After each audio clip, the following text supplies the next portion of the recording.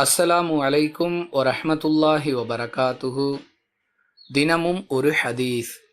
பாதையில் நடந்து சென்று கொண்டிருந்த ஒரு மனிதருக்கு திடீரென்று தாகம் ஏற்பட்டது.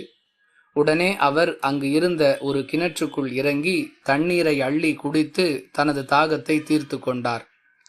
அங்கிருந்து வெளியே வந்த அந்த மனிதர், ஒரு நாய் கடுமையான தாகத்தின் காரணமாக தனது நாக்கை தொங்கவிட்டபடி ஈர மண்ணை நக்கிக் கொண்டிருந்ததை பார்த்து, எனக்கு ஏற்பட்டது போன்றுதானே இந்த நாய்க்கும் தாகம் ஏற்பட்டிருக்கும் என்று எண்ணியவராக மீண்டும் கிணற்றுக்குள் இறங்கி தனது காலுறையில் நீரை நிரப்பிக் கொண்டு அதை தனது வாயால் கவ்வியபடி கிணற்றிலிருந்து வெளியே வந்து அந்த நாயின் தாகத்தை தீர்த்தார்.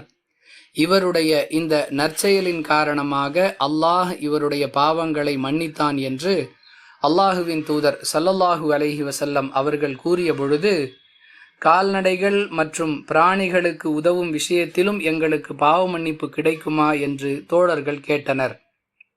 ஆம், ஒவ்வொரு உயிருக்கும் நீங்கள் செய்யக்கூடிய உதவியின் காரணமாக மறுமையில் அதற்கான கூலி உங்களுக்கு கிடைக்கும் என்று அல்லாஹுவின் தூதர் ஸல்லல்லாஹு அலைஹி வஸல்லம் அவர்கள் பதிலளித்தார்கள்.